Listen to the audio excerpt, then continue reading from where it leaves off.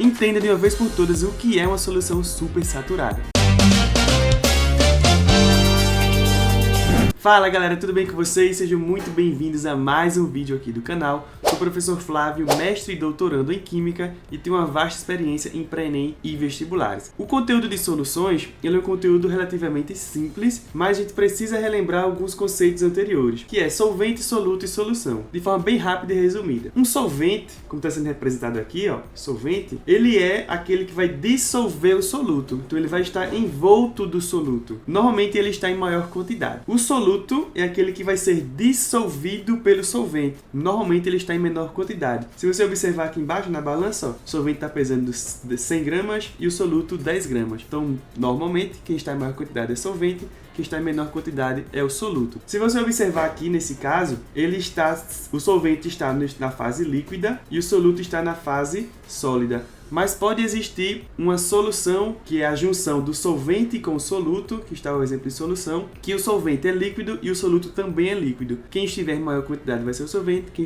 estiver em menor quantidade vai ser o soluto. Tem alguns casos, são casos raros, tá? Em que aquele que está em menor quantidade vai ser o solvente e o que está em maior quantidade vai ser o soluto. Desde que essa diferença não seja muito grande, a massa deles não seja muito grande. Porque existem substâncias que têm a capacidade de dissolver maior do que outras. E se elas tiverem com a diferença ali próximas, só que elas estão um pouco menor e o outro está um pouco maior, pode acontecer de esse que está em menor quantidade dissolver o que está em maior quantidade. Isso vai depender também dessa capacidade de dissolução. Então, definindo o que é solvente e o que é soluto, a gente pode avançar e entender agora os três tipos de soluções: solução insaturada, saturada e supersaturada. Preciso que vocês prestem atenção para não confundir as coisas, tá bom? Para a gente entender isso, a gente precisa compreender o que é uma coisinha chamada de coeficiente de solubilidade, que está aqui embaixo, ó.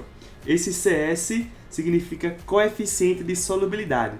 Nesse exemplo aqui é do cloreto de sódio, que é o nosso famoso sal de cozinha que a gente utiliza para temperar os alimentos. Está dizendo o seguinte, ó, em 100 gramas de água, ele consegue dissolver 36 gramas desse sal. Lembrando que isso aqui é a temperatura ambiente que a gente considera como sendo 25 graus Celsius. Então, nessa temperatura de 25 graus Celsius, em 100 gramas de água, é possível dissolver completamente 36 gramas de sal, certo? Esse é o coeficiente de solubilidade do sal em 100 gramas de água a 25 graus Celsius. Então, se você sabe que o máximo que consegue ser dissolvido em 100 gramas de água é 36 gramas, e nesse exemplo que eu estou dando a você aqui, ó, só tem 20 gramas de sal, você concorda comigo que ele tem menos quantidade de soluto, que é o meu sal, do que ele consegue dissolver, porque o máximo é 36 gramas. Se tem menos, ele ainda não atingiu o máximo que ele consegue dissolver. Então, a gente chama isso de solução insaturada. Esse termo aqui, in, ó, ele significa negação, não está saturada, não saturado. Então ele tem menos soluto do que o que ele consegue dissolver. Se eu tenho exatamente a quantidade do soluto naquela quantidade de solvente que consegue ser dissolvido, eu tenho uma solução saturada. Perceba aqui, ó, que tem aqui exatamente 36 gramas, que é a quantidade que consegue ser dissolvido em 100 gramas de água. Aqui eu tenho 100 gramas de água, aqui eu também tenho 100 gramas de água, certinho? Quando eu tenho menos do que 36 gramas, eu vou ter uma solução que não atingiu a saturação. Ainda não está no limite. A palavra saturação significa limite de alguma coisa. Então, nesse exemplo que eu tenho aqui, 36 gramas está exatamente no limite. É o máximo que consegue ser dissolvido. Então, é uma solução saturada, está no limite. Não tem mais e nem menos. Insaturada tem menos do que o meu solvente consegue dissolver. Agora, preste atenção. Cuidado para não achar que uma solução supersaturada vai ser aquela que tem necessariamente mais soluto do que consegue dissolver. Então, se eu tivesse aqui 40 gramas, por exemplo, seria uma solução supersaturada? Essa é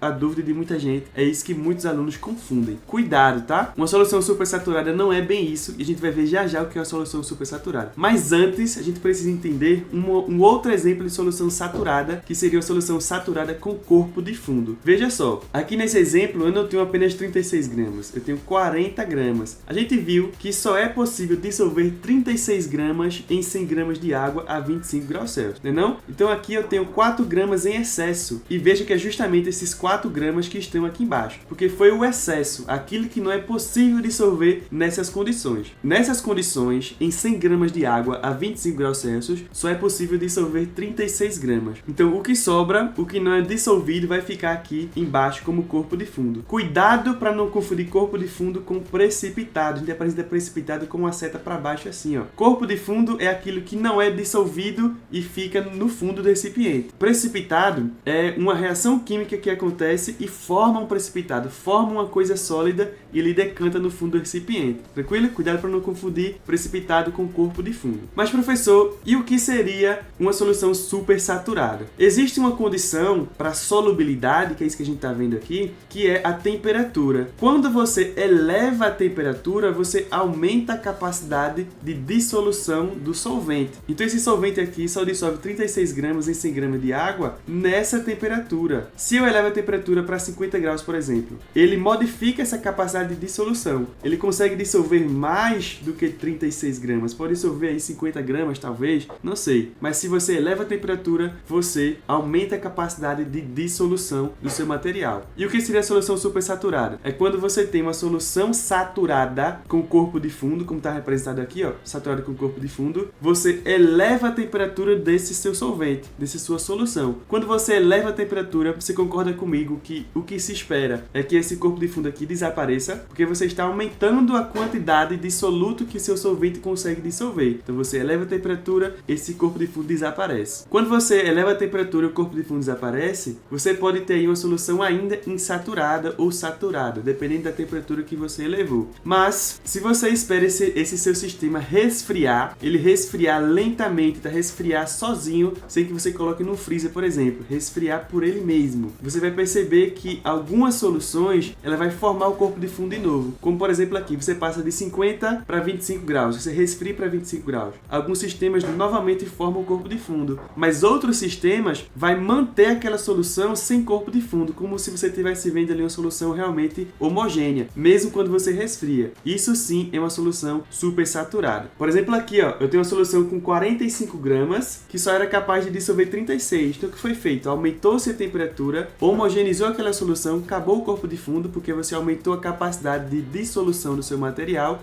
e resfriou-se até que ele chegasse a temperatura ambiente. Quando chega em temperatura ambiente, você observa que não tem corpo de fundo aqui embaixo, ó. Não tem nada aqui embaixo. Isso aqui é uma característica da solução supersaturada. Uma outra característica: qualquer perturbação feita ao sistema, você cristaliza aquilo dali.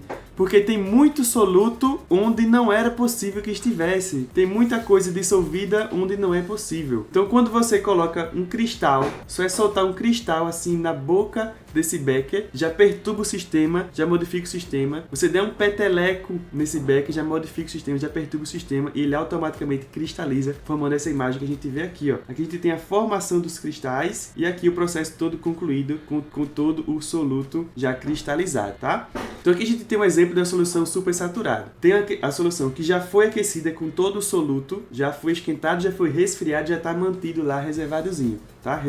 Resfriamento lento. E aqui o cientista vai colocar apenas um interferente ali dentro, uma impureza. Você vai perceber que no momento que encosta essa impureza, que está aqui, ó, vendo isso aqui, ó, é a impureza. No momento que ela encosta na solução, ela vai cristalizar. Apenas uma pedrinha de nada do meu soluto. Vamos ver esse vídeo aqui. Just really quick, I'm going to add one tiny sea crystal. I'm not sure you can see on the tip of that scoop over there. All right, the tip, I'm going to add that to my super saturated solution sodium acetate.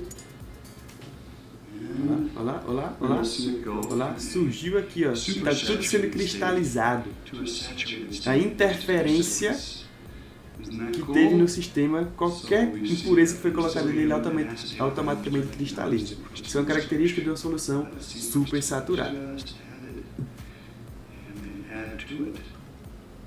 Ó, fica realmente uma coisa bem em cristal mesmo, tá vendo? Ele movimenta ali e o negócio não perde a forma.